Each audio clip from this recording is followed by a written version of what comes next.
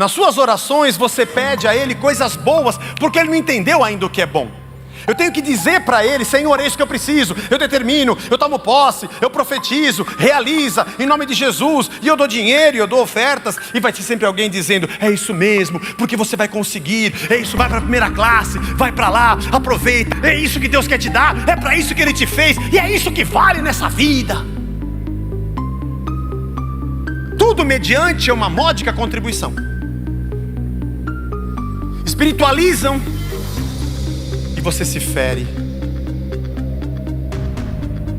Mas a culpa é nossa. Olá, amigos do canal Biblicamente. Sejam todos muito bem-vindos. Hoje, trago para vocês mais uma mensagem poderosa e edificante que com certeza vai tocar o seu coração. Vamos assistir juntos.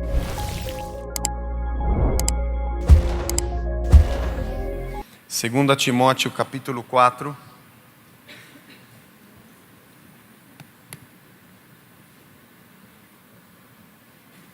Nós vamos ler do verso 1 ao verso 5. Essa é uma carta, a carta de 2 Timóteo é uma carta emocionante de se ler. Faça a sua matrícula na Escola Metropolitana de Teologia, venha estudar. Venha crescer no conhecimento da palavra, no conhecimento de Deus. Timóteo era um discípulo que viajou com Paulo, querido, e Paulo o discipulava. Timóteo estava na cidade de Éfeso, Paulo o deixou ali numa de suas viagens e dirigia uma comunidade que estava enfrentando vários problemas. Aliás, como você sabe, porque você já leu o livro de Atos, a igreja de Éfeso nasceu e Paulo passou ali momentos críticos. Quando é acusado de mexer na cultura e na religião local, a conversão e a libertação de pessoas, gente que trabalhava vendendo nichos de Diana, que era a deusa que os efésios adoravam e tinha lá o seu templo, começaram a reclamar que o seu negócio ia mal, porque deixavam de comercializar os nichos de Diana.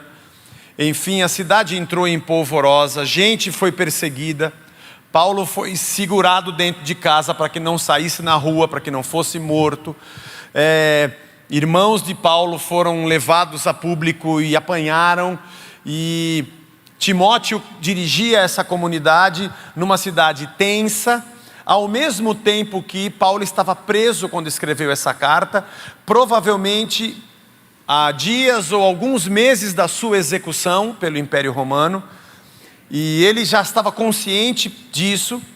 E é essa carta que ele diz a Timóteo da seguinte maneira: eu estou quase morrendo, já está na hora de eu partir, e você não se esqueça desses princípios, siga aquilo que eu tenho te ensinado e vá firme no ministério. As igrejas da Ásia que Paulo havia aberto abandonaram a Paulo nesse momento mais difícil e crítico. Timóteo também era um jovem pressionado por ser alguém que fez parte do ministério de Paulo, e agora Paulo ia ser executado. E talvez também por Paulo ter a maneira que ele tinha de conduzir as coisas. Paulo não era um cara muito fácil, mas tinha que ser um cara casca grossa para aguentar o que ele aguentou. E ele tinha um rastro de realizações e de igrejas abertas, e o compêndio dos seus escritos, das suas cartas que doutrinaram a igreja e a nós até hoje. Ao mesmo tempo que ele bateu de frente com muita gente, isso não era fácil. Gente como a gente, coisa de igreja, coisa que acontece conosco. E Timóteo se sentia isolado vendo o seu discipulador, a quem ele devia tanto do seu aprendizado, perto da sua execução, pressionado dentro da sua comunidade, pressionado numa cidade difícil. E Paulo ensina tantas coisas a ele. Ler essa carta sabendo que essas foram as últimas letras escritas por Paulo é emocionante. E como alguém ensina um jovem que estava enfrentando tantas pressões a prosseguir e manter-se no trilho da fé e do evangelho como deveria ser pregado. Esse trecho vem posterior ao capítulo 3, quando Paulo diz a Timóteo como que os homens seriam nos últimos dias. E depois você lê, essa carta tem poucos capítulos, você lê em 40 minutos, meia hora. E leia essa carta e entenda o que acontecia naquele momento e como o coração de Paulo estava apertado. E ele vai dizendo no capítulo 3 que os homens dos últimos dias seriam avarentos, desobedientes, desafeiçoados, odiosos, invejosos. E ele fala: Timóteo, a coisa não vai ser fácil no final dos tempos, porque o homem cada vez mais vai se degenerar. E chega no capítulo 4, que naquela época não tinha capítulo e versículos, nós é que fizemos isso para facilitar o nosso encontro, era uma carta corrida. Nesse trecho ele diz assim para Timóteo: olha, Timóteo, diante de Deus e de Cristo Jesus, que há de julgar vivos e mortos, pela sua manifestação e pelo seu reino, peço a você com insistência, presta atenção no que eu estou te falando, eu estou quase morrendo, gruda nisso e não se afaste nisso, eu insisto, que você pregue a palavra, insista, quer seja oportuno, quer não, corrija, repreenda, exorte com toda a paciência e doutrina, pois virá o tempo em que não suportarão a sã doutrina. Pelo contrário, se rodearão de mestres, segundo as suas próprias cobiças, como que sentindo coceira nos ouvidos. Eles se recusarão a dar ouvidos à verdade, entregando-se às fábulas. Mas você seja sóbrio em todas as coisas, suporte as aflições, faça o trabalho de um evangelista, cumpra plenamente o seu ministério.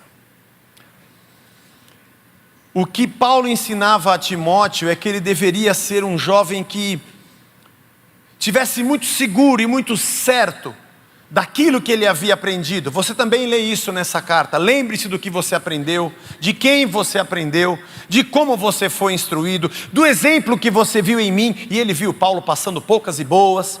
E segue firme, continue pregando, continue ensinando. Os tempos serão outros, os homens vão se degenerar, mas permanece no evangelho, continue, porque vai ter um tempo, Timóteo, em que as pessoas não vão suportar ouvir a verdade. Elas vão ter coceira no ouvido. Elas vão se cercar de pessoas para que digam aquilo que elas querem ouvir. Porque eles não vão querer dar ouvidos à verdade. Mas você continua dizendo o que tem que ser dito.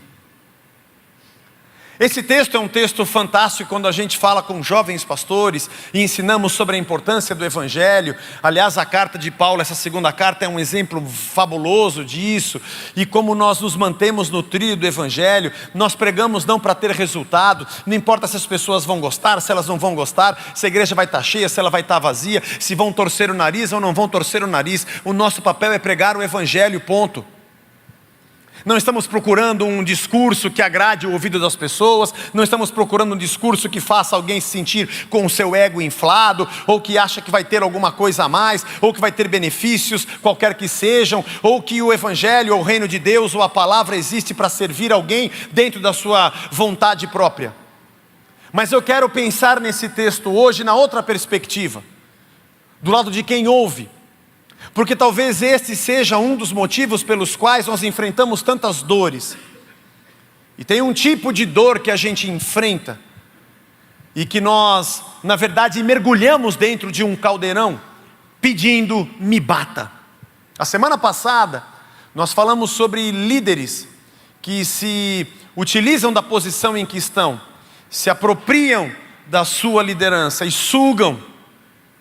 O texto da semana passada foi Mateus 23, você se lembra? Ai de vós, escribas e fariseus hipócritas, vocês limpam o lado de fora do copo, o interior do copo e do prato continua sujo, vocês colocam fardos pesados sobre os ombros das pessoas, vocês vêm com um peso de cobrança que ninguém consegue suportar, vocês... E assim Jesus vai dizendo uma série de 7 ais sobre líderes que pisam e espizinham pessoas e a título de serem espirituais, entrarem nas casas das viúvas, arrancam-lhe tudo que tem e se alimentam das pessoas, sendo que Jesus é aquele que multiplica pães e alimenta as pessoas. Enfim, mas o tema de hoje é para nós pensarmos o quanto é nossa culpa de nos lançarmos dentro desse caldeirão de dor. Porque o que Paulo diz a Timóteo é que esses homens terão coceira nos ouvidos, não querem ouvir a verdade, eles vão se entregar a mitos. Essa é a palavra grega, mitos, que significa, que nós traduzimos como fábulas. Sim, misticismos e fábulas e mitologias, nós gostamos disso, segundo as suas próprias cobiças, diz Paulo. Porque as pessoas, elas não querem Deus, elas querem o que elas querem, essa é a verdade. E hoje eu quero dizer a você que líderes que sugam pessoas, líderes que pisam sobre pessoas e crescem sobre os ombros de quem é espizinhado, existem, porque existe gente que quer isso. Nós gostamos disso. Igreja é o lugar onde a gente treina pessoas para prosperarem na terra. Meu respeito a quem pensa por esse viés e acha que a fé é o lugar onde eu adquiro capacidade para desenvolver lucro, ganho. Se você crê nisso, siga assim. Mas se Jesus viesse para fazer isso, Ele mesmo não teria abandonado a sua glória. Mas enfim, gente que se cerca de mestres, segundo a sua cobiça, para ouvir o que querem ouvir. Porque para o nosso ego, é maravilhoso alguém dizer, você vai prosperar, você vai dar certo. Quando eu era garoto, lá na rua, no Moinho Velho onde eu moro até hoje. Agora não tem mais, mas tinha um negócio que chamava realejo. Não sei quantos aqui são da época do realejo. Mas o realejo era uma gaiola, com, eu não sei se era periquito, papagaio, o que era aquilo. E ela tinha um pedaço de pau preso embaixo assim, o cara ficava segurando aquele pedaço de pau assim, né? E na ponta tinha uma gaiola com um passarinho lá dentro, periquito, sei lá o que era aquilo. E ele vinha cantando, o cara do realejo tocava um negócio para chamar atenção, e as pessoas saíam e davam um dinheirinho, e aí eu não sei o que ele falava com o passarinho lá, não sei, e ele pegava um papel, né? Papelzinho, e te entregava, e lá tinha uma coisa positiva, tipo cartomante, tipo bola de cristal, coisas do tipo, né? E eu vou dizer uma coisa, eu nunca vi, minha mãe já tinha pego, e sempre que eu passava o realejo, nem todo mundo tinha dinheiro, uma moedinha para poder ouvir um bom agouro, né? Para ouvir para pegar lá um bom pensamento positivo. Então a molecada queria ver o passarinho pegar lá, e ele era treinado para isso, né? O periquito era treinado para pegar o papelzinho. Então quando alguma mulher do bairro saía para comprar o negócio, toda a molecada ia para... E acontecia muito disso, eu vi muitas vezes. Eu nunca vi nada de ruim. Era sempre coisa boa. Sempre coisa boa. Mas nós evangélicos temos uma versão muito melhor do realejo. Nós inventamos a caixinha das promessas. Nós canonizamos o realejo. Nós santificamos o periquito. Não é verdade? E aí não precisa de uma gaiola. E ao invés da gente dar uma moedinha, a gente compra a caixinha toda, pô. Está escrito para você ler uma por dia, pode ler todas uma vez só. Na caixinha de promessas nunca diz, ai de você, seu hipócrita. A caixinha de promessas nunca diz, você está errado, porque você está devorando a casa da viúva.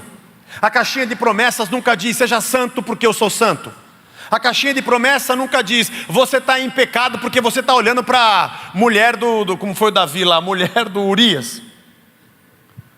Ou por exemplo, abandone o pecado, abandone a ira, abandone o furor. Ou não se põe o sol sobre a vossa ira. Na caixinha de promessas não está escrito o fruto da carne, é todo tipo de inimizade, de inveja, de glutonaria, de dissensão, de discussões infindas, de ódio, de ganância. Não tem, só tem coisa boa. Porque nós só queremos ouvir o que nós queremos ouvir. E se você quer ouvir o que você quer ouvir, fique tranquilo. Porque o Senhor Satanás vai preparar alguém que vai falar para você aquilo que você quer ouvir, segundo a sua coceira, segundo os teus ouvidos, e segundo a tua cobiça, segundo a nossa cobiça. Vai preparar alguém, porque se há procura, se há demanda, vai ter alguém para cobri-la. Se existe mestre que tem esse tipo de caminho ou de oferta, é porque existe gente que procura. E a verdade, essa é a verdade, é que a ganância foi santificada com o nome de prosperidade. Eu estava dizendo essa semana lá em Guarulhos, no nosso encontro lá, eu sempre estou lá todo mês com o Hamilton, também como arte, como a gente tem aqui, e foi interessante porque eu estava dizendo para ele sobre o mundo. O mundo está acabando, irmãos, está escrito na Bíblia, está escrito na palavra, o mundo caminha para o fim. A Bíblia é a grande narrativa da história da humanidade. Se tem um Gênesis, tem um Apocalipse. E a gente não vê a hora que isso acontece, porque nós somos cristãos.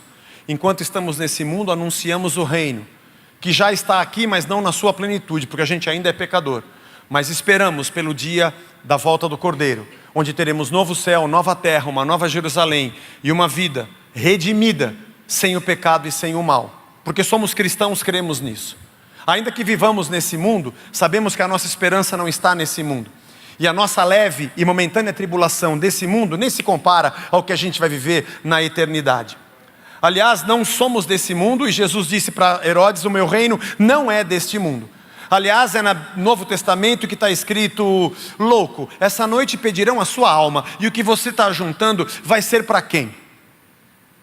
Reparta o que você tem, carregue a carga uns dos outros. O amor ao dinheiro é a raiz de todos os males. Mas nós arrancamos esses versos porque queremos o que queremos, e nos entregamos às fábulas, e nos entregamos àqueles que pensam coisas boas, como se reino de Deus fosse o lugar onde eu dou uma moedinha e o passarinho pega o que eu quero ouvir. É por isso que tanta gente gasta o que tem para ter mais, faz investimentos espirituais para ser mais próspero.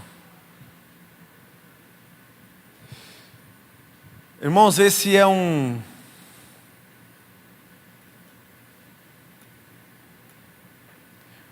acho que um dos sentimentos mais terríveis que alguém pode ter. É de você descobrir que Jesus Cristo é muito mais do que os milagres que Ele faz. Porque afinal de contas, eu e você enfrentaremos o último inimigo, como diz Paulo em 1 Coríntios, que é a morte. E não é uma questão de milagre nem de livramento. Aliás, vai ser a nossa alegria de nos separarmos dessa existência para conhecermos o nosso Senhor face a face, assim como somos conhecidos. E digo a você, da tristeza e da amargura, que eu sei que você deve ter, porque por um momento, talvez muitos que aqui estão, desesperados, porque achavam que só seriam felizes se tivessem aquilo ou aquilo outro, que se entregaram na mão de líderes e fizeram o que fizeram para ter o que queriam. Eu também já fiz isso, e também já sofri. Mas o meu sentimento é pior, porque eu acreditei nessas coisas e preguei nessas coisas. Até que eu descobri que isso não tinha sentido algum. Até que eu descobri que isso não é evangelho. Até que eu descobri que isso não é o caminho de alguém que quer o Espírito Santo de Deus. Bom, se você ainda acredita nisso, seja feliz e siga a sua vida. Mas eu não acredito mais nisso. E tenho muita fundamentação em todo o Novo Testamento para isso. E entendo que a cruz de Cristo virou o jogo e nos demonstrou um outro sentido da fé de Israel e da chegada do reino.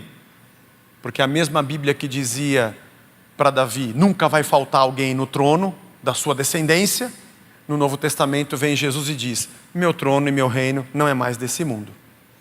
Assim como no Antigo Testamento dizia que a terra produziria e que o homem seria próspero dentro da sua terra, no Novo Testamento Jesus diz: por que você está juntando nesse celeiro? Louco, essa noite vão pedir a sua alma, e o que você ajunta não é mais para cá.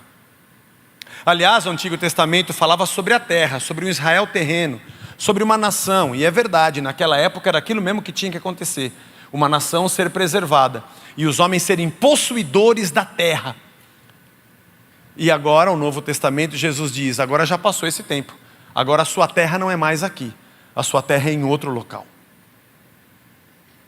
Aliás, o Antigo Testamento dizia que seria multiplicada nas mãos do povo a honra, a prata e o ouro. Mas o Novo Testamento diz que o amor ao dinheiro é a raiz de todos os males.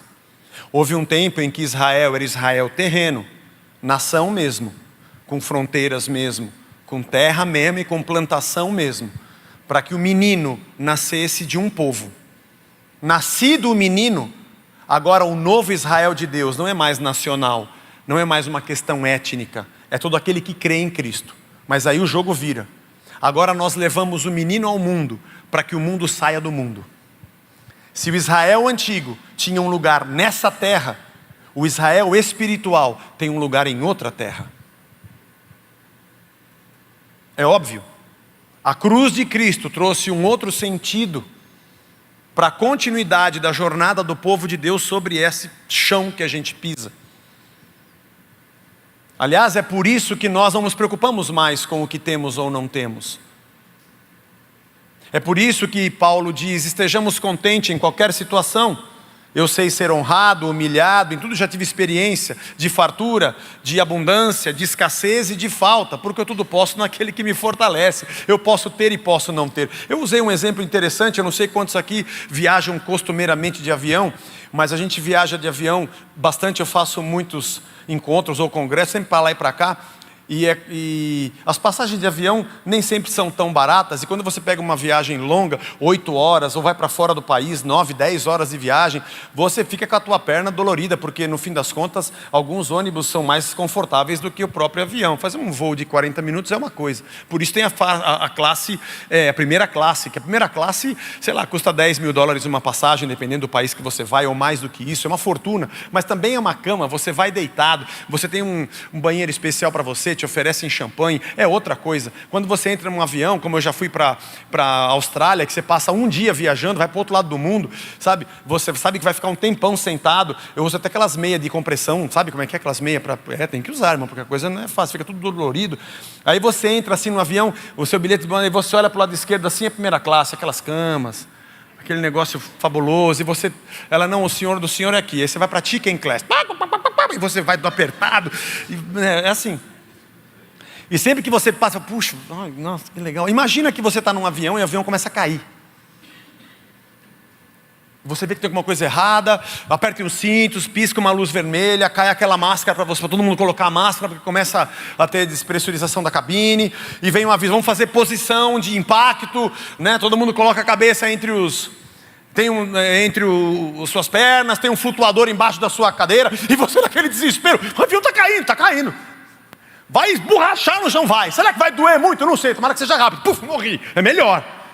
E você naquele desespero, as pessoas orando, pedindo perdão a Deus, se convertendo, sabe? Confessando os seus pecados. Dali a pouco chega do seu lado uma aeromoça, ou comissária de bordo, e fala para você assim, olha, todo mundo desesperado, está caindo. Você não quer aproveitar agora e ir para a primeira classe?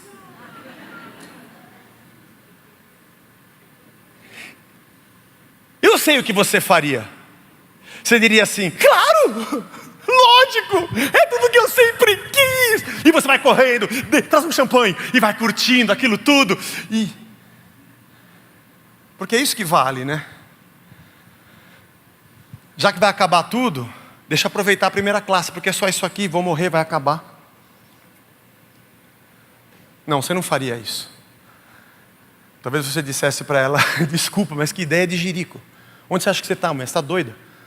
Você acha que agora, nesse momento que eu estou quase morrendo, eu estou preocupado em curtir um pouco mais? Pois é. Eu tenho consciência que tudo está acabando. E eu tenho consciência que daqui a pouco tudo isso aqui não vai existir mais. Você acha que eu estou preocupado se eu vou tomar uma champanhe, deitar numa cama melhor de viagem? Pois é. Mas os cristãos dos dias de hoje não entenderam que esse país está acabando, esse mundo está acabando. E a preocupação deles é se vão ficar na primeira classe ou na segunda. Não de salvar o máximo que podem, não de viver o evangelho do verdadeiro amor de Cristo, mas de juntar no seu bolso, segundo a sua própria cobiça. Por isso, para esses, Deus preparou gente que vai dar exatamente o que eles querem. Eu ouvi uma frase uma vez que ficou na minha cabeça: quando Deus quer te punir, Ele te dá exatamente o que você quer. É isso que você quer? Então toma. É que você acha que o que você quer é melhor do que o que Deus quer. É que você tem a falsa ilusão na sua cabeça, ou a ilusão da sua cabeça de achar que você é perfeito e Deus é que está errado. Nas suas orações você pede a Ele coisas boas, porque Ele não entendeu ainda o que é bom. Eu tenho que dizer para Ele: Senhor, é isso que eu preciso, eu determino, eu tomo posse, eu profetizo, realiza, em nome de Jesus, e eu dou dinheiro, e eu dou ofertas, e vai ter sempre alguém dizendo: é isso mesmo, porque você vai conseguir, é isso, vai para a primeira classe, vai para lá, aproveita, toma aquele champanhe, eles dão um cobertorzinho que é incrível, aquele tem uma almofadinha que você pode levar para casa depois, e eles vão te dar um estojo com coisa de primeiros socorros, com pasta de dente, com escova, sabe, ou tem um lenço umedecido que é importado, vai para lá, é isso que Deus quer te dar, é para isso que Ele te fez, e é isso que vale nessa vida. Tudo mediante uma módica contribuição.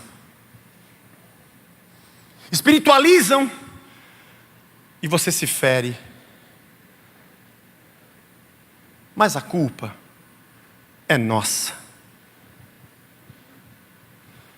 Nos dá o pão nosso. O Senhor é o Pai nosso, mas perdoa o nosso pecado. E a culpa é nossa. A gente não vai até Deus para entender o que Ele quer de nós. Nós já sabemos o que queremos. Nós queremos algum Deus, qualquer que seja, que me dê o que eu quero. O Paul Washer diz num vídeo dele da internet, que nós não passamos pelo tempo, que esse tipo de líder é um juízo de Deus para os homens que cobiçam. É verdade, é bem isso mesmo. Acredito nisso. E muitos sofrimentos que nós passamos é porque na verdade nós queremos o que nós queremos. E aqui eu vou encerrar. Vou para o final da minha pregação. Timóteo, continua pregando o que é certo, porque vai ter gente que não vai querer ouvir. Mas não importa o que querem ouvir. Fala o que tem que ser falado. Para nós aqui, irmão, queria te dar alguns conselhos. Deixa a palavra de Deus te ferir. Deixa a palavra de Deus te falar o que você não gostaria de ouvir. Pare de fugir dos amigos que te dizem boas verdades e poucas e boas. Pare de fugir de pessoas que dizem para você coisas que você não gosta de ouvir, mas precisa. Eles são instrumentos de Deus. Pare de pegar caixinhas de promessa para ouvir coisas que enchem o teu ego. Agradeça a Deus por todos aqueles que te disseram não no meio da tua história. Pare de brigar com os teus pais porque eles estão pegando no seu pé.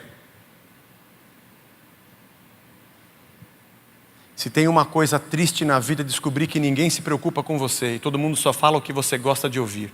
Se você só tem gente que você gosta de ouvir ao seu redor, você não tem ninguém. Quem se preocupa com você fala as verdades que você precisa ouvir. A segunda coisa que eu te aconselho é conhecer a Bíblia.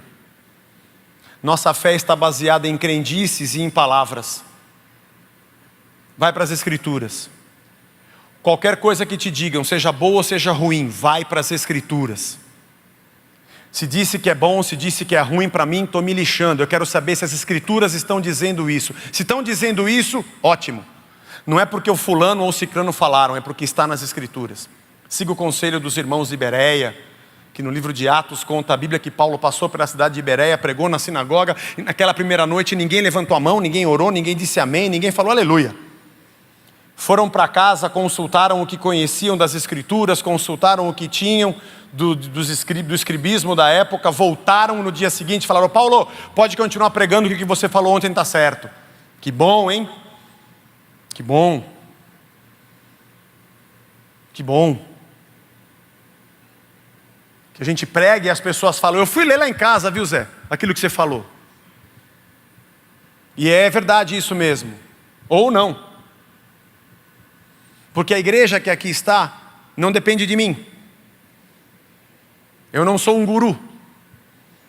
Eu não tenho alguma coisa que você não tem. O que eu tenho do Espírito, você também tem, porque o Espírito Santo habita em todos nós.